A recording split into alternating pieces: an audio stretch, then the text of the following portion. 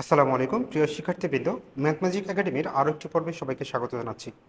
আজকে আমরা নবম শ্রেণীর দ্বিতীয় অধ্যায় অনুক্রম ও ধারা এটার 58 পৃষ্ঠার 8 নং সৃজনশীল প্রশ্নটি সমাধান করবো ইনশাআল্লাহ। শুরু থেকে শেষ পর্যন্ত সাথে থাকার আহ্বান জানাচ্ছি। আর তুমি যদি আমার চ্যানেলে নতুন হয়ে থাকো তাহলে অবশ্যই চ্যানেলটি সাবস্ক্রাইব করো, তাহলে পরবর্তী ভিডিওগুলো সবার আগেই পেয়ে যাবে। তো চলো কথা না বাড়িয়ে প্রশ্ন আমরা দেখে আসি কি বলছে। একটি সমান্তর ধারার প্রথম, দ্বিতীয় ও দশম পদ যথাক্রমে একটি গুণোত্তর ধারার প্রথম, চতুর্থ ও 17তম পদের সমান। তো এখানে একটা কথা বলে রাখি, আমাদের এই 17 এটা হবে 7তম পদ। হ্যাঁ, এখানে একটু ভুল আছে, এটা হবে 7তম পদের সমান। তো ক নং প্রশ্ন বলছে সমান্তর ধারার প্রথম পদ এ সাধারণ অন্তর ডি এবং গুণোত্তর ধারার সাধারণ অনুপাত আর হলে ধারা দুটির সমন্বয়ে দুটি সমীকরণ গঠন করো। তো আমরা প্রথমে ক নং থেকে শুরু করছি। দেখুন সমান্তর ধারার প্রথম পদ কি দেওয়া আছে, আমাদের এ দেওয়া আছে।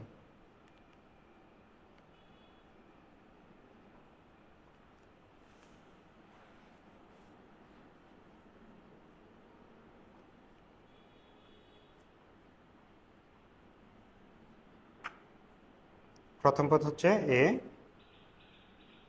তারপর সাধারণ অন্তর ডি। তাহলে সুতরাং এনতম পদ কি হবে, আমরা এটার একটা সূত্র জানি। দেখো গুণোত্তর সমান্তর ধারার এনতম পদের সূত্র হচ্ছে কি A plus N minus one into D. আমরা সবাই এই সূত্রটা জানি, তাই না? তারপরে আবার দেখো আচ্ছা, এখান থেকে আমাদের কিছু তথ্য বুঝলো যে প্রথম পদ গুণোত্তর ধারার প্রথম পদের সমান হবে, দ্বিতীয় পদ গুণোত্তর ধারার চতুর্থ পদের সমান হবে, আর দশম পদটা হবে গুণোত্তর ধারার সপ্তম পদের সমান। আচ্ছা, তো আমরা সমান্তর ধারার এনতম পদের সূত্রটা লিখলাম। তাহলে এখান থেকে সমান্তর ধারার প্রথম পদ, দ্বিতীয় পদ আর হচ্ছে কত, দশম পদ। দেখো সমান্তর ধারার পদ হচ্ছে তিনটা, প্রথম, দ্বিতীয় এবং দশম। আমরা প্রথমটা লিখলাম, এবার দ্বিতীয় এবং দশম পদটা লিখব। তারপর আমরা লিখব সুতরাং দ্বিতীয় পদ তাহলে কি হবে এ প্লাস 2 মাইনাস 1 ইন্টু ডি। তাহলে কি হচ্ছে এ প্লাস শুধু ডি, 2 মাইনাস 1 মানে 1। তারপর হচ্ছে আমার কি বলে দশম পদ তাহলে কি হবে এ প্লাস 10 মাইনাস 1 ইন্টু ডি। তো 10 মাইনাস 1 মানে কত, 9। তাহলে হচ্ছে এ প্লাস 9 ডি। এগুলো সমান্তর ধারার ক্ষেত্রে। তারপর হচ্ছে গুণোত্তর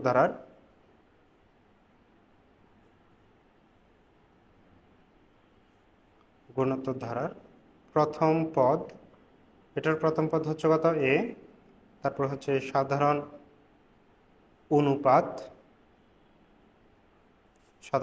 হচ্ছে কত আর। তাহলে সুতরাং এনতম পদ, আমরা জানি গুণোত্তর ধারার এনতম পদের সূত্র হচ্ছে কি A R to the power N minus 1। এটাও সূত্র, তারপরে এটাও কিন্তু কি সূত্র। এখন আমরা যেটা করব, গুণোত্তর ধারার কোন কোন পদের কথা বলছে দেখো। গুণোত্তর ধারার প্রথম, চতুর্থ, এরপরে হচ্ছে কত সপ্তম। তাহলে আমরা প্রথমটা তো লিখলাম, এবার আমরা লিখবো চতুর্থ পদ। সেটা কি হবে এ R to the power 4 minus 1। তাহলে পাচ্ছি কথা এ আর টু দি পাওয়ার 3। তারপর হচ্ছে সপ্তম পদ, এটা হবে কি A R to the power 7 minus 1। তাহলে এ আর টু দি পাওয়ার 6। এখন আমাদের দুটি সমীকরণ বের করতে বলছিল, তার আমরা লিখবো শর্ত মতে আমাদের বলছে কি দেখো দ্বিতীয় পদ হবে চতুর্থ পদের সমান, দশম পদ হবে সাততম পদের সমান। তাহলে দ্বিতীয় পদ হচ্ছে কত এ প্লাস ডি, আর এখানে চতুর্থ পদ হচ্ছে কত এ আর কিউব। তাহলে এখানে আমরা লিখব যে এ প্লাস ডি ইকুয়াল এ আর কিউব। এ হচ্ছে আমাদের 1 নং সমীকরণ। তারপরে দশম পদ হচ্ছে কত এ প্লাস 9ডি, আর এখানে সপ্তম পদ হচ্ছে কত এ আর টু দি পাওয়ার 6, 2 নম্বর। তাহলে 1 ও 2 হচ্ছে আমাদের ক নং প্রশ্নের উত্তর। এবার আসো আমরা খ নং প্রশ্নে যাই। দেখো খ নং প্রশ্ন আমাদের কি বলছে সাধারণ অনুপাত আর। খ নং প্রশ্ন বলছে কি সাধারণ অনুপাত আর এর মান নির্ণয় করো। তো সাধারণ অনুপাত আর নির্ণয় করতে হলে আমরা কি করব, ক নং হতে যে দুটি সমীকরণ পেয়েছি আমরা এই দুটি সমীকরণকে লিখে নেব। যে ক হতে পেয়েছি আমরা এ প্লাস ডি ইকুয়াল এ আর কিউব। তারপর পেয়েছিলাম এ প্লাস 9ডি ইকুয়াল হচ্ছে এ আর টু দি পাওয়ার 6। এটা হচ্ছে 1 নাম্বার, এ হচ্ছে কি 2 নাম্বার। এখন আমরা এখান থেকে আর এর মান যদি বের করতে চাই, এই সমীকরণগুলোকে আমরা অপনয়ন প্রতিস্থাপন এইভাবে করে আমাদের এ এর মান আর এর মান এগুলো বের করতে হবে। তো খেয়াল করো এখানে ডি হচ্ছে কয়টা, 9টা, এখানে ডি হচ্ছে কয়টা, একটা। তো আমরা যদি ডি বাদ দিতে চাই প্রথমত, তাহলে আমার এখানে 9 দিয়ে গুণ করতে হবে। তাহলে আমরা হিসাবটা পাচ্ছি কি 1 নংকে 9 দ্বারা গুণ করতে হবে, তারপরে 1 নং থেকে 2 নং কি করতে হবে, বিয়োগ করতে হবে। তো আমরা লিখি 1 গুণ হচ্ছে কত, 9, 1 নংকে 9 দ্বারা গুণ করবো, -2 নং পরে। তাহলে 1 নংকে যদি 9 দিয়ে আমরা গুণ করি, তাহলে দেখো 1 নং আমাদের কি ছিল, 1 নং ছিল a প্লাস ডি, তাহলে এটা হবে 9a plus 9d equal 9a R cube হবে। 9a plus 9d equal 9a R cube.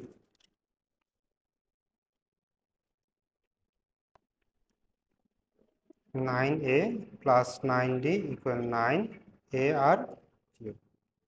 তারপর এটা হবে আমাদের a plus 9d equal a R to the power 6। এটা হচ্ছে 2 নং, 2 নংটা যেমন ছিল তেমন, 1 নং এর সাথে আমরা শুধু 9 গুণ করছি। এখন এগুলোকে বিয়োগ করব, বিয়োগ করলে এখানে কি চিহ্ন আসবে, সবগুলো চিহ্ন পাল্টে যাবে। 9টা এ থেকে যদি একটা এ বাদ দিই, তাহলে আমরা পাচ্ছি কত, 8টা এ।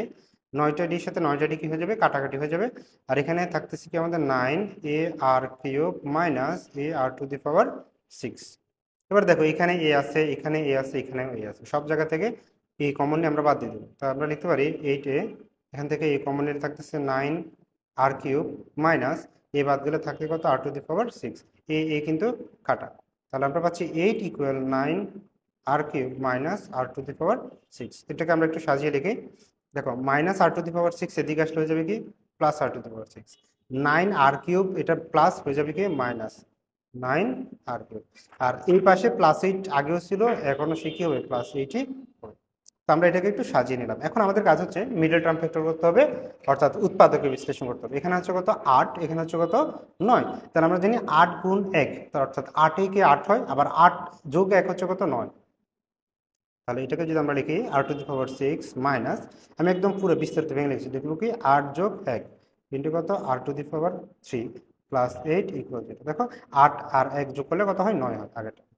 তাহলে বা R to the power 6 minus 8 R cube, 8 R cube minus plus minus কি হবে মাইনাস 1 ইন্টু আর কিউব মানে শুধু আর কিউব মাইনাস +8 ইকুয়াল 0। এখন যেটা করবো এখান থেকে আর কিউব কমন নাও, আর কিউব কমন নিলে এখানে 6টা ছিল, 3টা কমন নিলাম, আরও 3টা থাকবে, মাইনাস এখানে থাকবে শুধু আর 8।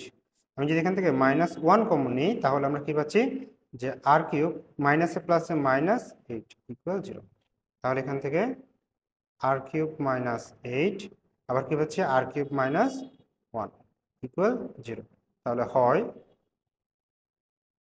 আর কিউব -8 ইকুয়াল 0 বা আর কিউব ইকুয়াল -8 ওদিকে গেলে +8। এখন যেহেতু আর এর উপরে কিউব আছে, এখানে আমাদের সংখ্যা আনতে হবে যার উপরে কিউব। তাহলে কি করবো, আর কিউব ইকুয়াল হচ্ছে কত 2 কিউব, আমরা জানি 2 কিউব মানে কত 8। এবার কিউব কিউব অর্থাৎ 3 3 বাদ, সুতরাং আর এর মান দাঁড়াচ্ছে কত, আর এর মান হচ্ছে 2। অথবা অথবা এখানে আমাদের আছে কত আর কিউব -1 ইকুয়াল 0। তাহলে আর কিউব ইকুয়াল -1 হয়ে যাবে কি +1। তাহলে 1 যখন আসবে তখন আমরা কি করব, আর কিউব ইকুয়াল এই যে লিখে দিব হচ্ছে 1 এর উপরে কি দিব, কিউব দিব। তাহলে কিউব কিউব যদি কেটে দেয়, তাহলে আর ইকুয়াল হচ্ছে কত 1।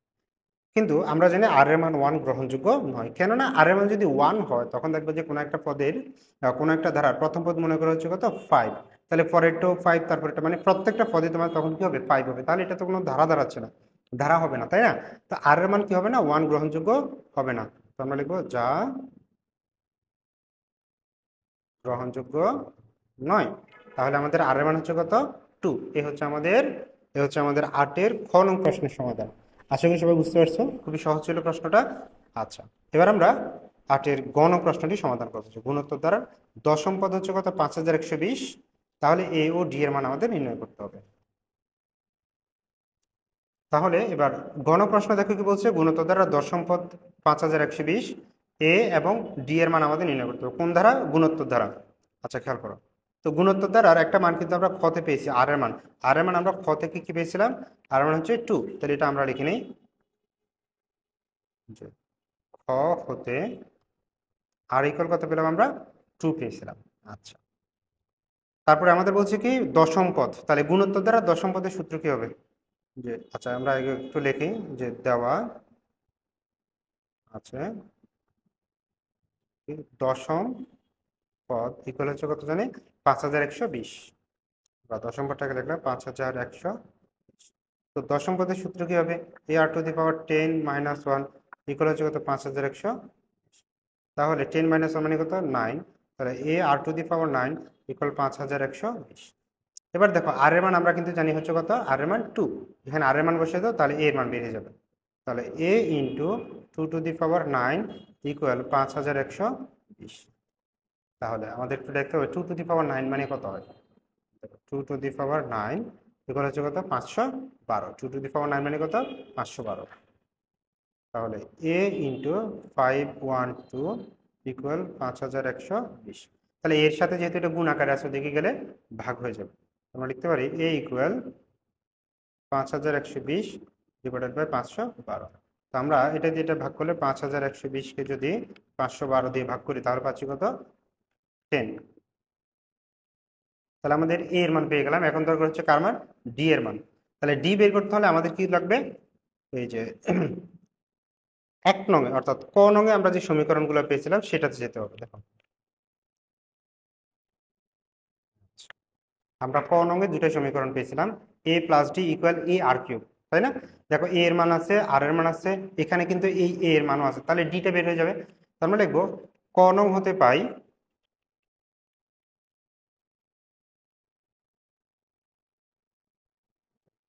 ক হতে এ প্লাস কি পেয়েছিলাম, এ প্লাস ডি ইকুয়াল এ আর কিউব, এ প্লাস ডি ইকুয়াল এ আর কিউব। তুমি চাইলে কিন্তু 2 নং সমীকরণ দিয়ে করতে পারো, একই রকম উত্তর একই আসবে, কোনো সমস্যা নেই।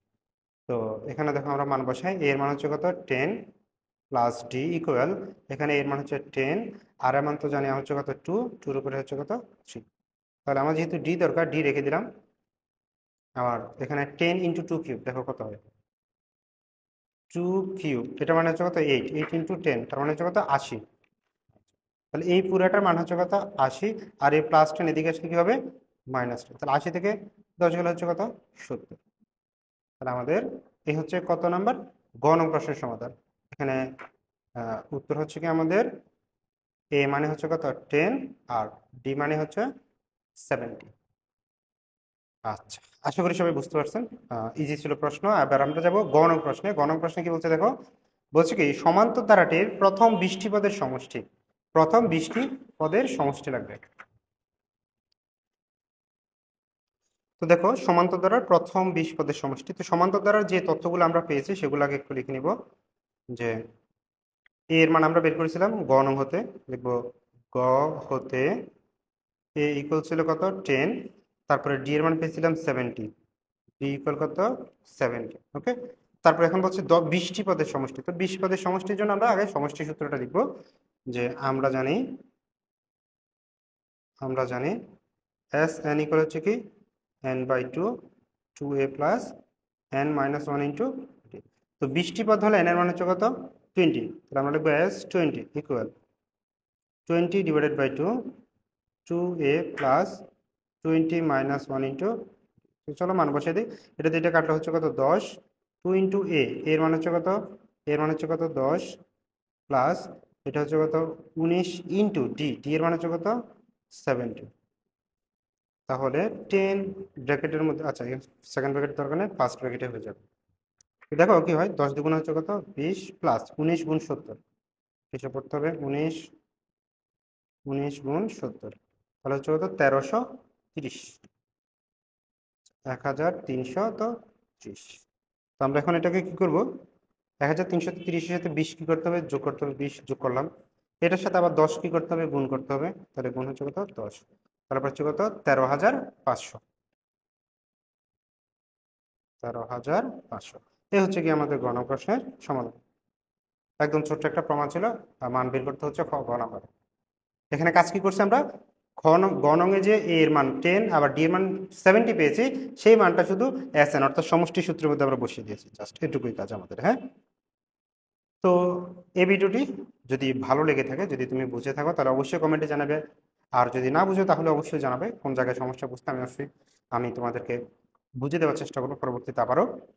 তো দেখা হচ্ছে পরের ভিডিওতে, আমরা নেক্সট ভিডিওতে ইনশাল্লাহ 9 এবং 10 এই দুইটি প্রশ্নের সমাধান করার চেষ্টা করব।